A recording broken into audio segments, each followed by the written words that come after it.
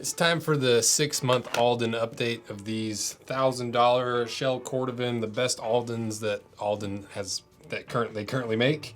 And like I said, this was the idea behind this was to buy the best boot that Alden makes, because when we cut apart their regular pair, which I left behind the Wizard of Oz screen, so when we cut apart their regular pair, they were not what I expected, and they are honestly, in my opinion, twice the price they should be. They got a lot of subpar materials, a lot of things wrong with them, and so I wanted to give Alden their absolute best shot. So the way we're gonna do this video is I'm gonna go over the good, the bad, the ugly, kind of my thoughts on different things, and I also went on the Stitch Down podcast, which is coming out, I think, this week. So if you're watching this, it should be out soon. I'll put a link to their podcast in the description, and when that podcast airs, I'll put that in the description as well. Unless I forget, then you'll have to search it for yourself.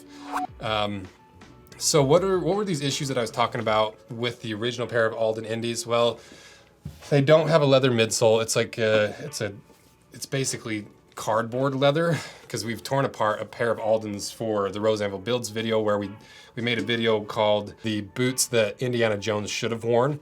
And that allowed us to basically fix all these issues as much as we can and make them still look like Aldens, but with everything upgraded for an adventurer who's trying to like be this half professor, half adventurer, while still on the Alden platform.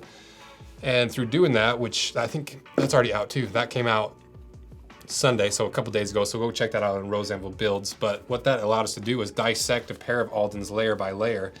And honestly, it's even worse than I thought, because this is leatherboard, which is basically a cardboard version of leather, where they take all the leftover leather bits, reconstitute it with rubber and what seems to be like paper and other filler material to have the word leather in the material by calling it leather board instead of just cardboard. And it also looks somewhat like leather. But as you can see, just tearing it apart, and I asked Taylor, I was like, be careful with this when you tear this apart. Like, just make sure you're trying not to rip anything, be very gentle, just dissect the seam so we have the different layers. And you can see it's still ripped because it's just basically paper with leather fibers in it. And that was one of the big issues. I also had issues with the heel stack, which honestly is even worse than the midsole. Now that we have it torn apart, I'm not convinced this is even leatherboard. It might just be cardboard. Because like, look at the color difference between the two of these. So you can see like the difference between that more cardboard heel stack and the leatherboard in midsole. It might be cardboard. So I ripped off a little piece of it and grabbed my little lighter. Let's do this for you on this camera. And I lit this thing up, burned my fingers. And I don't really smell a lot of leathery smell compared to this more pink color of leatherboard that's in the midsole. If I start this on fire, I actually haven't done this before recording, so we'll see how it actually smells. They smell different.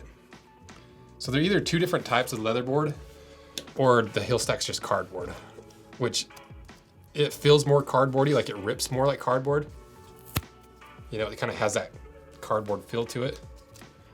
So that was another issue I had with it. I also did not like the really thin leather insole, which is like 2 or 3 millimeters. I think it's 3 millimeters thick. It doesn't have that structural grain pattern, so it's the inferior cut of the leather, and it's really thin. There's some issues with that I learned and just kind of discovered through wearing these for 3 to 6 months that we'll talk about later. But I hate that because it's a $600 boot. Why are we cutting out a premium material of a full grain leather insole and using a cheaper byproduct of those higher quality insoles in a $600 to $900 to $1,000 boot? I don't know. They also have pretty bad QC, like pretty much throughout the whole boot. It's, you know, they trim the welt super tight, the stitching's all over the place. There's a big gaping hole not gaping hole, I'm not trying to exaggerate, but there's that scab on the inside there of my pair. You know, just not the greatest QC. And like I said, we attempted to fix all those issues in that Rose Anvil Builds channel. So that's just an interesting video to watch. Plus we upgraded it with some really cool stuff and fixed some things I think you guys would like. So go check that out. And probably in a couple weeks, once I've worn the boots, the upgraded Aldens, I played with the idea of calling them like the all dones, because it feels like these are not done.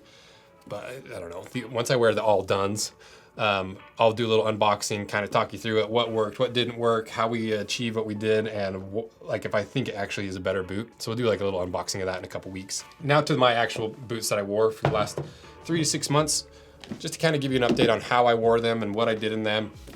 I really didn't baby these by any means. I wasn't really careful. I wasn't consciously paying attention to where my feet were and what I was doing. I just wore them like regular boots, but I didn't go out of my way to beat them up. You know, I didn't purposely kick stuff. I didn't purposely like, I don't know, rub them on dirt, rub rocks on them like we do sometimes to make boots look more patinaed. Especially for that waxed flesh. It looks so good when you rub rock on it. And you know, I took them, wore them to the shop, walked around the back of the shop, the front of the shop. You know, I'd go on some light hikes, nothing crazy by any means, just like a really well-groomed trail with some elevation. But for the most part, I didn't really beat them up too bad. And so now that I've worn them for that long, what issues have I identified? What are the issues that I think they should change and should be considered when buying a pair of these? Well, the number one, or at least the first one on my list, is the eyelets. We kind of talked about this in the 1 month review. They just sharpen up and they weren't set very well, so they're ripping the laces apart. My laces broke a couple times, so I had to replace them.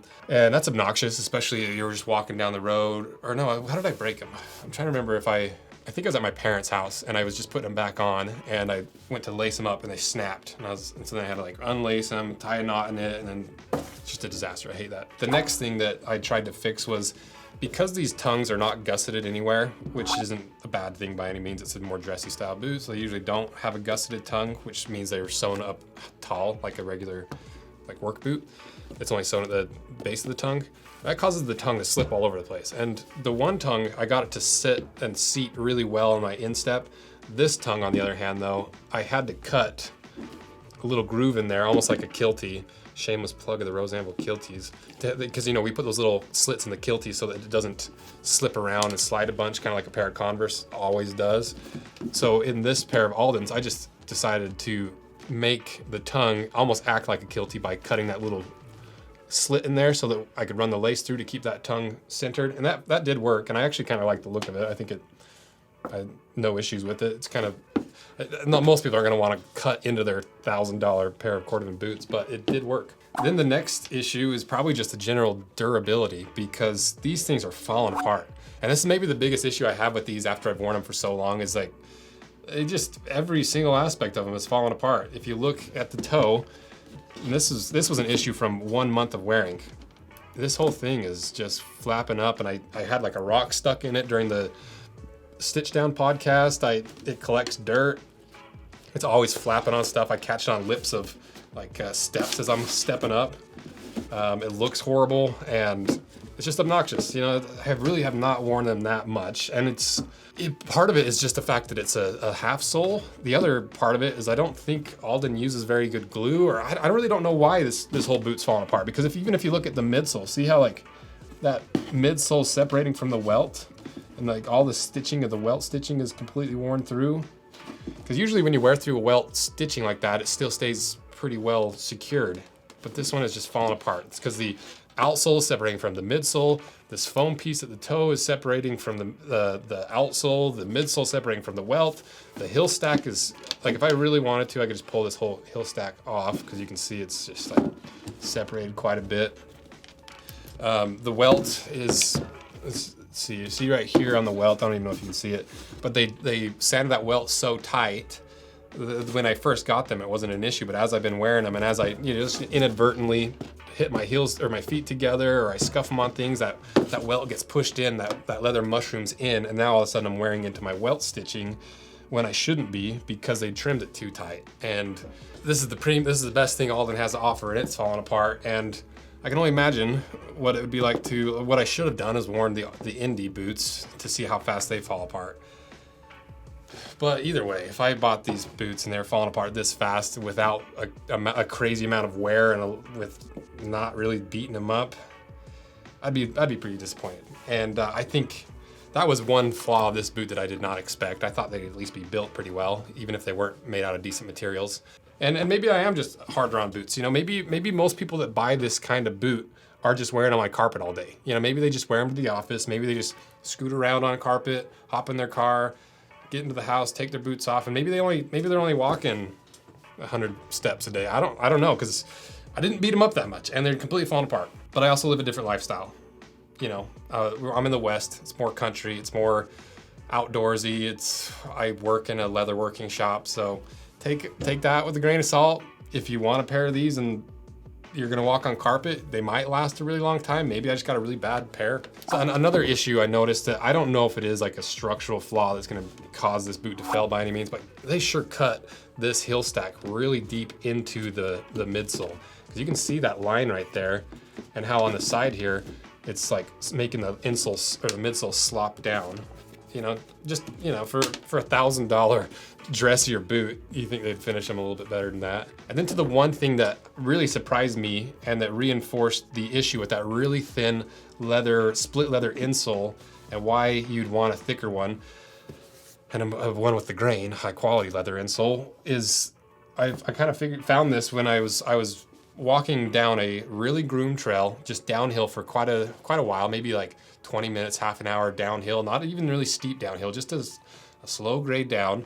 I kept getting pressure on the bottom of my foot, like not the ball of my foot, but like right behind it in the middle of the arch area. And I was like, what is going on? Did I just pull a tendon or something in my foot? And then I was wearing the Aldens, and I got home and I was like, good Lord, I beat my foot up. I don't know what I did. Then I wore them a few more days, same issue. And I took them on another, I think I was just walking down some grass on a big hill. And I was like, oh, I can feel something hitting that spot on my foot, because by this time it was sore. And so I really felt something jamming into it.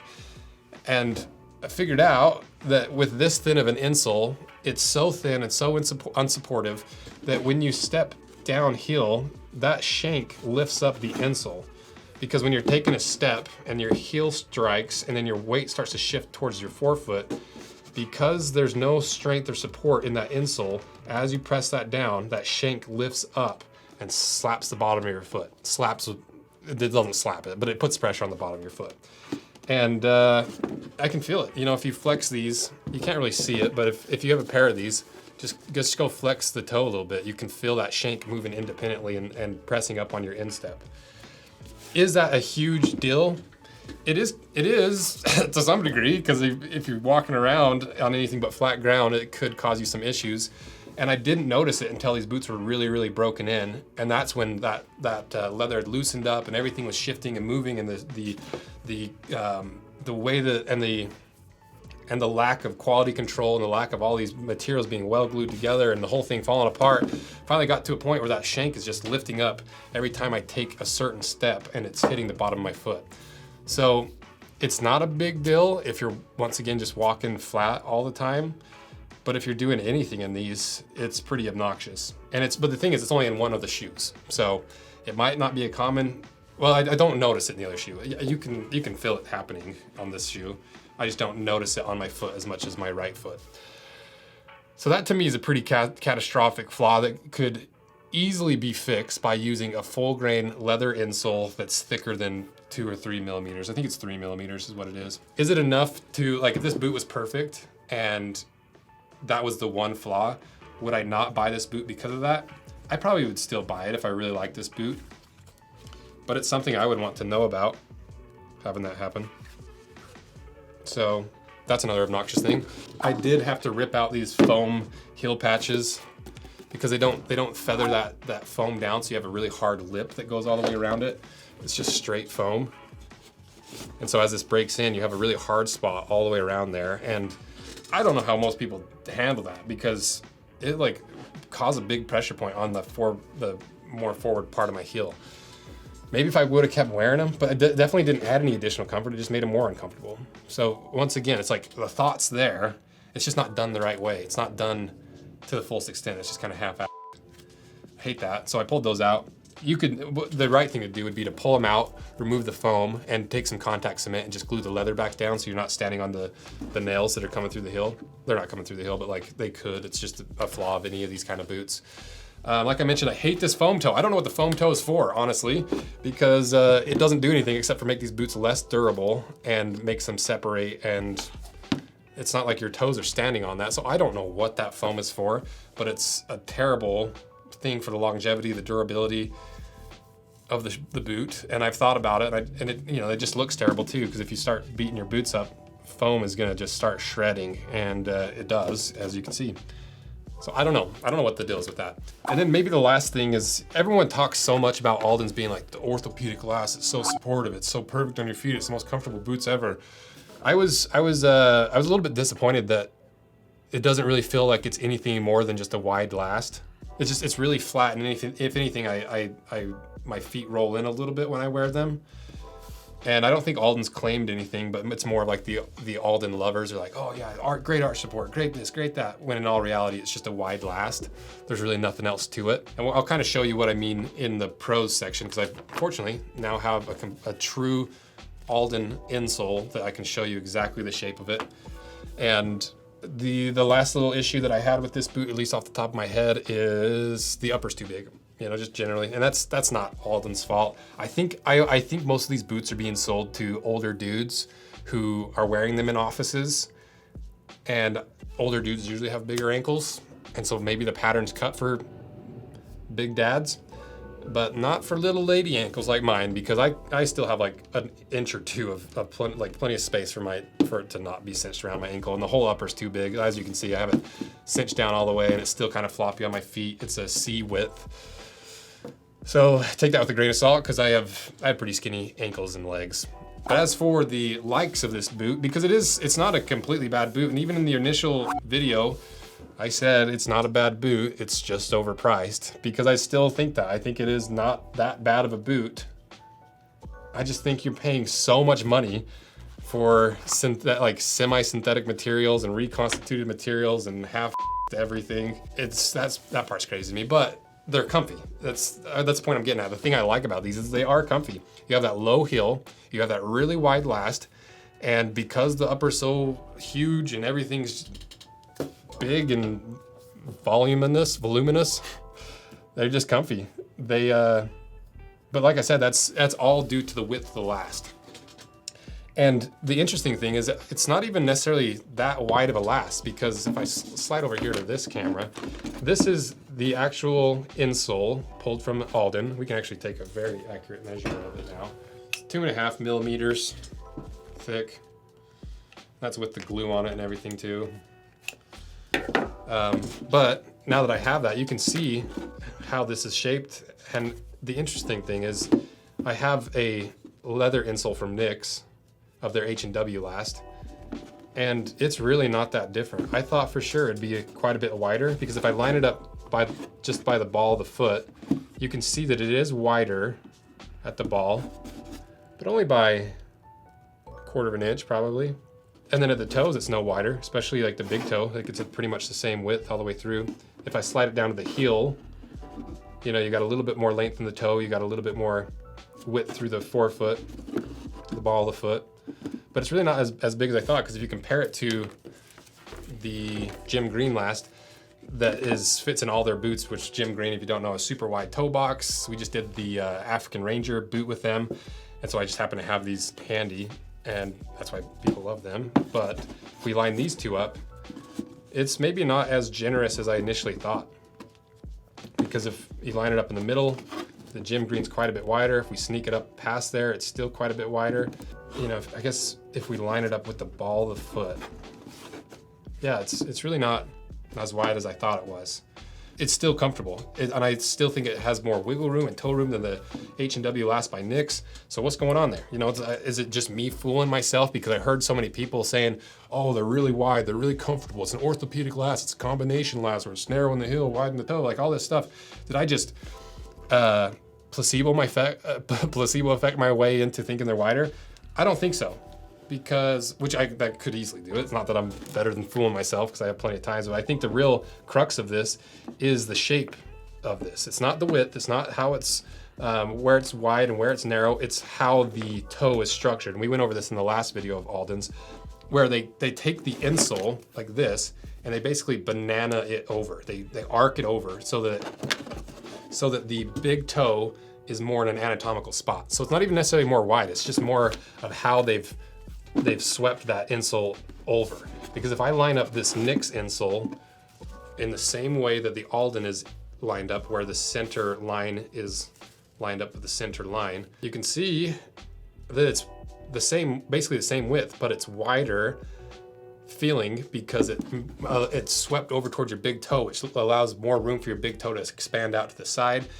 And that, I guess that would naturally bring your other toes over as well. And so it is once again a really smart last. And that's like the value of this orthopedic last is you still get that somewhat slim look of a dressier shoe, but because they swing that over and make more room for your big toe, they're a lot more comfortable. So that was a really fun little thing to discover, and it is a positive of Alden. There's no disputing that it is a fairly comfortable last for being how narrow it actually is. And I think that 99.9% of the reason these are so comfortable is because of the shape of the insole. Because there's really nothing else to it that makes it more comfortable than any other boot. If anything, all the other issues make it less comfortable. But is this slight shape of the last enough to justify paying twice the price you should for a pair of boots? Some people it is. You know, some people really have foot issues and they don't care. They're like, I don't care if I have to spend twice the money. I want foot comfort. I'm sick of my feet aching at the end of the day. And if this boot does it, there's people out there that are willing to pay any amount of money for it. I think just generally there's no reason why the shape of the boot that's been around for 100 years should continue to make the boot twice the price it should be. But some people can justify it. And I think the shape of this insole is the saving grace of this boot, because there's really nothing else to this that makes it shine above and beyond any boot that's $350 to $450. So like this is kind of the only thing that I think keeps people around for Alden, and it's only a matter of time before somebody does it better in a similar last with better materials for a lot cheaper, still made in the United States. It hasn't happened yet. The next thing I like is I do like the look of them. You know, I'm not that dressy of a guy. I don't get cleaned up and dress up very often. Like, you know, occasionally go to the symphony, occasionally have to dress up and act more professional than I am, take them on a fancy date. But even though they're not really my style of boot, I still think they're a handsome boot. I think they're good looking. I think that it's balanced really well. I like the heel height. You know, I think if I had a more regular pair of Aldens rather than the Cordovan, I think I'd maybe wear them more. I feel like I have to give some likes, but that's really the extent of what I like about this boot. I think it's a handsome boot and it is comfortable underfoot. Not supportive, just nice and wide. So after owning a pair of Aldens, the absolute best Aldens that Alden makes, the highest quality version of Indy boots, what are my feelings? Well, I think they're really comfy. I think they're a nice wide dress boot, built with subpar materials and built to subpar quality for the price that they're charging. Even if you remove the Cordovan leather and keep all these upgraded components on the inside of the regular Alden Indies at $600, it still feels like a $350 boot because of some of the issues and the quality control and the material choices. And it just knowing that they're cutting corners on the materials to increase margins and do all this other stuff that businesses do, it irritates me. And I don't get it, because to me, for a $600 boot, you should not have a cardboard leather heel stack. You shouldn't have a thin leather insole. It should be a full leather counter instead of this leather board. And some people talk about how, you know, you don't need those high quality materials. You don't need those premium materials. And they don't make that big of a difference. Yeah, but if you're gonna spend $600 on a boot, you're probably gonna want it to resole them. And when you use cheaper materials, it makes it hard to resole, more expensive resole. Your cobbler's gonna replace this material instead of just sewing on a new outsole. So it does make a difference. It makes a difference in how they wear, it makes a difference on how they're resoled, the value of them, the intrinsic value of them, all these things. And so that's what kind of leads me to ask questions to myself and other people of like, why wouldn't you want your favorite boot from your favorite boot company to be built out of the best materials? I don't understand why people are pretending like they prefer inferior materials. And why wouldn't you demand that of your favorite company? You know, people, the buyers have the power in the market. You can ask Alden and demand Alden makes the boots to the quality that they should be for that price range, to build them to the quality that built their name the way they used to build boots instead of cutting all these corners. To me, it's crazy that people aren't being like, yeah, we want that in our favorite boot. We demand that in our favorite boot, especially for this price. Instead, it seems like they play this game of like I mentioned the Stitch Down podcast, my favorite expression of people that are huge Alden apologists almost is, it kind of seems like these justifications, they sound a lot like somebody getting back with their abusive ex. Like, oh no, it's justified. It's fine. It's not fine in my opinion. I think it's something that Alden fans, instead of doubling down on Alden, should just demand that Alden makes their boots better. And because ultimately the question that boils this down the most simple, if you had a choice between the regular Alden Indies as they are now, with the cheaper materials and all this other issues that I have with them, or you could choose a boot built with all the materials that I would have replaced them with full leather, everything improved and upgraded to the premium materials at the same price, which one would you choose? Aldens as they are, or Aldens how they should be built, in my opinion? That's the only question that matters to me, because the price should give plenty of wiggle room to make them to the extent that I think they should be made to. So which one would you rather have? And to me, everyone's answer should be, I want better boots for the money. I want better materials for the money. I don't want this stuff that falls apart, that's cheap. Yeah, I guess that's kind of the extent of my thoughts on Alden so far, but in the future, I'm gonna do I'll do a final capstone on this whole Alden saga of what are my final thoughts on this. We're gonna do a lot of research, we're gonna test a lot of materials and really put as much science, data, and just put a final stamp on this whole Alden thing with as much proof, evidence, and backing as we can to just put this to rest. So what's next in the Alden saga? Well, the Rose Anvil build just posted, so go watch that. The Stitch Down podcast comes out this week, I think. The unboxing and the wear review of our improved Aldens, the Aldens Indiana Jones should have worn, is gonna be out in a couple weeks.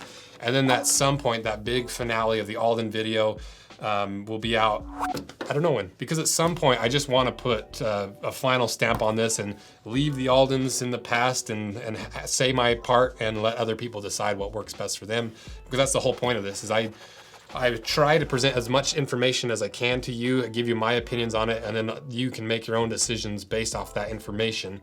Because that's really the point of reviews, video reviews, YouTube reviews, and that's why I like doing them. So thank you guys for watching this and all your support. Don't forget to check out the Stitch Down podcast. We link in my description, the Rose Anvil builds, the previous Alden unbox, or the previous Alden 1 month wear, the unboxing video, the original cut in half, all that Alden content. If you're wanting to watch more, there's plenty more content, and I'll put them all in the description.